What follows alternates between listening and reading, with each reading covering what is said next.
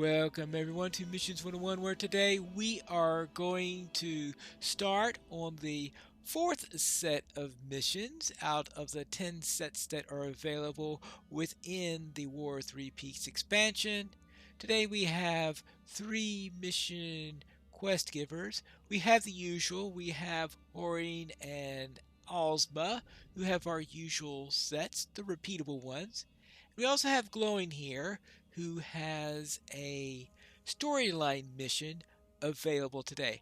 I'm not going to do the storyline one since I've already done it in a previous lesson, which was back in episode number 6. That is, unless I have two very short ones together and I have a great deal of extra time in which to show how it works on a level 105 character. Now, I've already taken the war effort ones, which is a daily, to do 3 missions in a day. And since it's a Thursday, they've also unlocked the weekly, where you do 4 of the dailies within the course of a week. So we'll see how that goes. But right now, we need to speak with Horing to start with the first mission of the day. He only has 3 today, and Alsma has 5. Usually, it is Horn who might have the extra ones, or they have the same number, but today is one of those rare days where Alsma has a few extras. So let's see. Archers at the Gate. I have a new mission for you, Pineleaf. Chathur Muzu, the abandoned fort on Duskenvale, has been quiet since the departure of the war chieftain, but the scouts have reported a new orcish presence. We can't allow them to set up a base to the south and surround us in the battle to come. Sneak around their defenses and defeat their archers. Then reinforcements can secure the fort.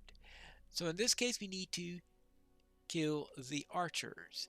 Now, this is the same place where in an earlier episode we wound up going after a gate captain there. We're having to blow up a gate and go after the gate captain here. Here, we're just worrying about the archers. The orcs and wargs have returned to Chateau Monzu, attempting to set up a new base south of the warfront. Your mission is to defeat the orc archers outside of Chateau Monzu. The twist here are reinforcements. They're going to try to get in a few extra orcs or whatever as we go along, and monsters and spirits will attempt to summon allies. So we need to try to prevent that. So let's go. Here we are. Archers at the gate, and we don't have to worry about the gate cap this time. I did that little pause there because I wanted those red dots to come up. Now, you don't get any red dots until you are at these stairs, so you could at least wait a little bit, but I should say you come up a little bit without waiting, but you just want to make sure you don't do too much. Now, unfortunately, the first 2 that you run into are these warriors, not archers. Now, for this particular one, we just need to... we need to interrupt him. That's the first thing that we need to do. But he also needs to be interrupted if he does that thing. Because you all know how much I just adore the healing ability that these warriors have. What I call the Moria healing ability, because that's the first time I encountered it, even though obviously we have some places other than Moria where you can run into it. Though I guess when you're up around here at Chateau Merzu, you're probably not all that far from Moria. So it's probably something common for the orcs in this region. I can't remember what places outside of this region, outside of Moria and this, where you run into that particular very annoying stratagem. Now, I am going to try my best to go after the black arrows. If you have a number of black arrows, alright, if you have a means to get around without killing the warriors, fine, because you can bypass them if you wish, since you only really have to worry about the archers if you wish. So that's the first thing to just remember. And second thing, of course, is if you do want to kill all the orcs because you're working on a deed or something like that, then you will want to kill the melee ones, the warriors, first, so that you don't kill your 10th black arrow too early. Now, since here I'm going to be emphasizing going after the black arrows, I don't care about the warriors. I am going after the black arrows first. That way I get my 10 orcs as quickly as possible. Yeah, he has that horn out. If he finishes this induction and blows the horn, that means extra orcs come out. And since those extra orcs are not black arrows, they mean nothing for this quest. I can't remember whether or not the reinforcements will count for the deeds. I mean, they are orcs. Usually, I think reinforcements and the like tend to count for deeds. They might not for quests or something like that, or loot. It all depends upon the rules of the specific situation. I really don't care about those guys. Now here we got a couple of black arrows and light. Now this set is tricky. Sometimes I just bypass this one because it's very easy to get 4 of them here. And especially when you consider that you've got, considering the nature of the reinforcements and all. Yeah, see, he got that out. Oh, he calls a warg, not an orc. Well, that's very definitely not a black arrow. Ah, and very definitely won't count as an orc in a deed. I mean, it might count as a warg in a warg deed. But as I finished up my warg deed, my advanced warg deed already, so I don't have that available in order to make it a constellation either, but I obviously wasn't able to get rid of all of those. Now, oh, this is a black arrow here, so that could be number 9 for me. And no, you are not doing that. That means I need only one more black arrow. But as you can see, this is not really all that long of one. If you do it optimally, you should be able to do it in less than 5 minutes. As you see here, I didn't do it quite optimally. Either I just hit the 5-minute point right now.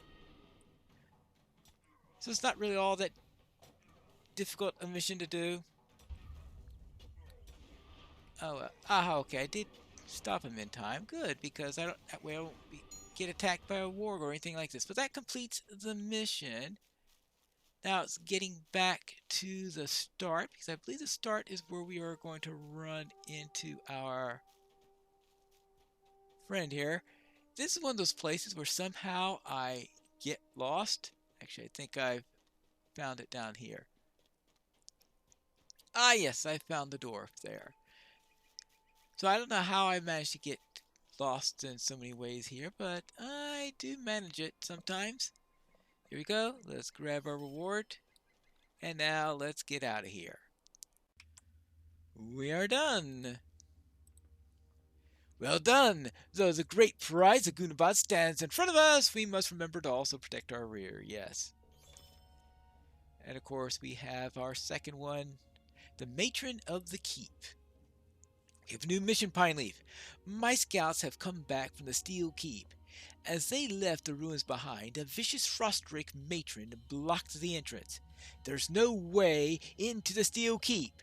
I need you to defeat the matron so that they can continue exploring the ruins of Thikil Gundu. I think I say that differently every time, which is why I prefer to call it the Steel Keep. And the entrance to Thikil Gundu has been blocked by a terrible Frostrake and her spawn. Your mission is to defeat the Frost Maiden who has blocked the entrance. Twist Sacrificial. At low health, monsters in this mission will attempt to end their own life and damage and apply a fear effect on those nearby. Oh goody. Well, let's go anyway. Here we are at the Matron of the Keep. going forward a little bit. Actually, I think. Oh, shit, no, I better. I was about to say maybe I could go up a little bit towards the stairs. But no, no, no. This is not one where you can afford to do that because there are some of these extra worms that come before the stairs. You don't need to take care of the worms that are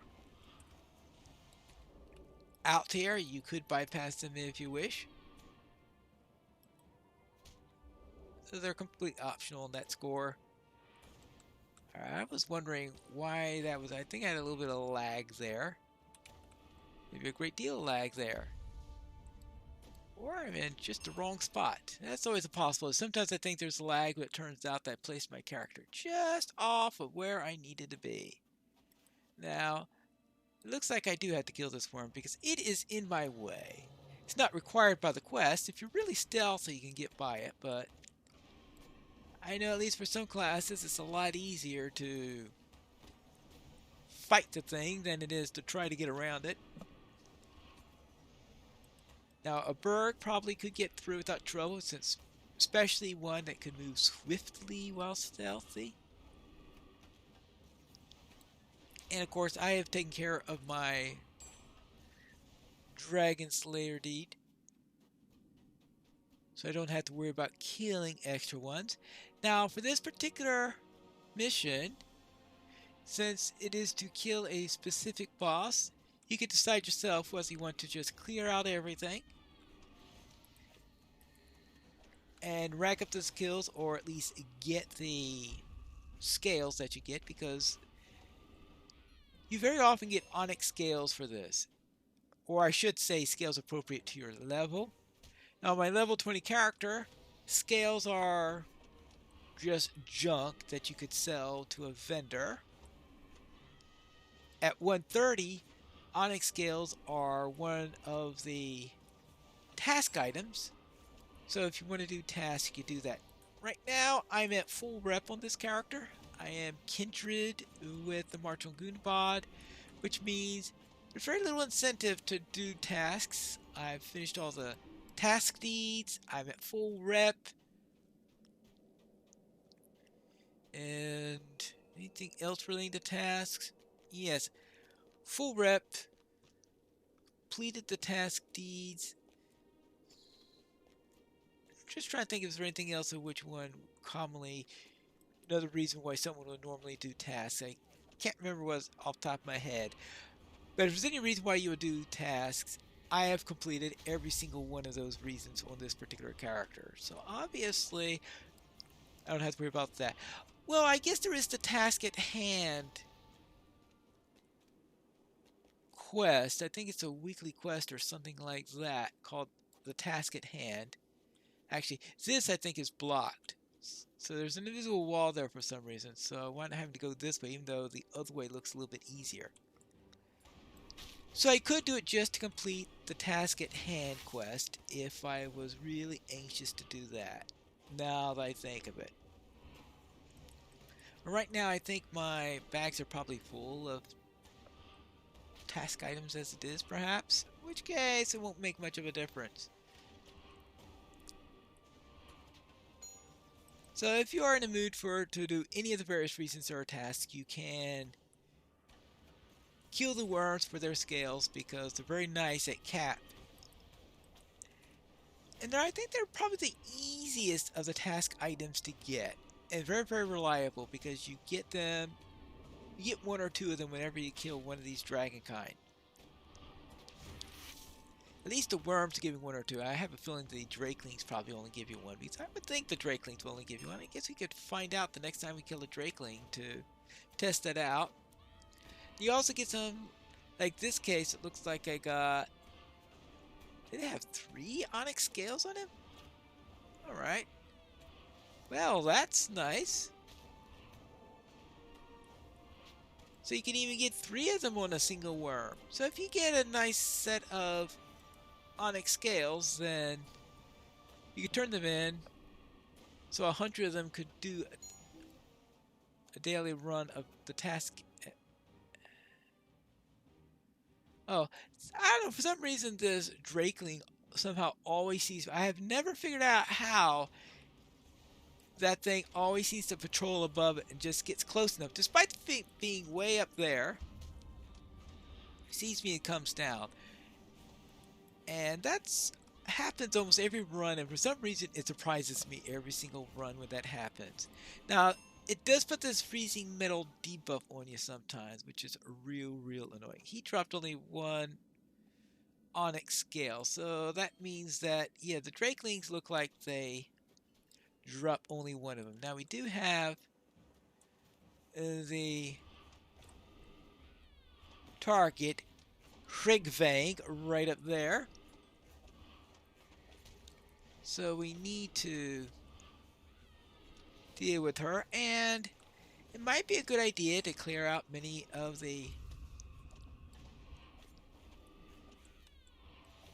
Drakelings in this area, because this is one that can get very annoying. I don't know if it's possible for some of these to be summoned in, but they do tend to patrol, and I don't like it when patrols come in the middle of a boss fight. So I try to avoid it. And there are ads in the boss fight, so there are some in there. And I don't know if it's possible for the... What are they?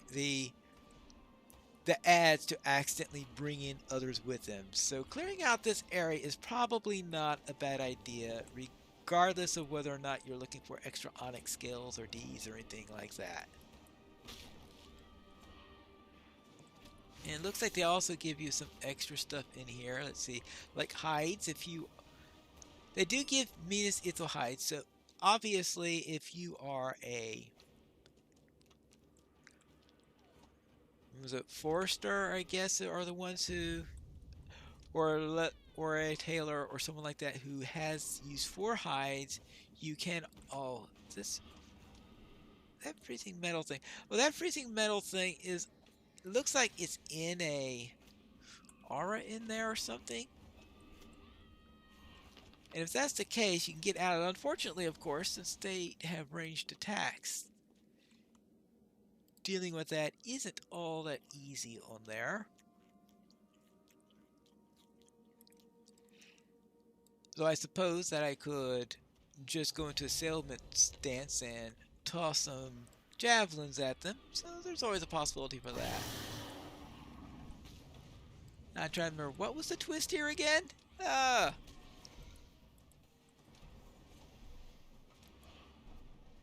Say, okay, now these are the ads that I was talking about. So there are 2 Drakelings that come in.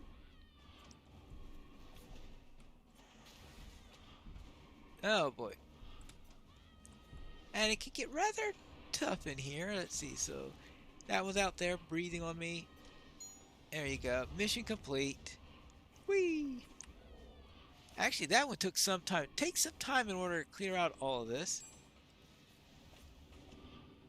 Unfortunately, the dwarf comes in nice and close on this one, so you don't have to get back all the way to the beginning of this mission in order to close out, because the mission is going to be finished up by killing the boss, and the boss is over here. So they put the box and the dwarf within sight of the location, which is nice when they do that. Grab the tokens and let's get out of here. We are done. Well done! With the matron defeated, we can return to the Steel Keep and continue exploring the ruins. We were lucky that my scouts did not get trapped within the walls of Thikilgundu. Well, I suppose that's true. And that completes our 2 missions for this episode. I'm still waiting for an episode where I have enough extra time in order to show the cosmetics that I earned a couple episodes back. But while this one didn't run overtime, it is running to its full time. But that's it for this episode, and next time we will have 2 more. See, today we had the Matron of the Steel Keep and Archers at the Gate. Next time we get to look for some uncovered treasure and head on and face the Frostbound. Oh, wonderful. And that's for the next episode of Missions 101.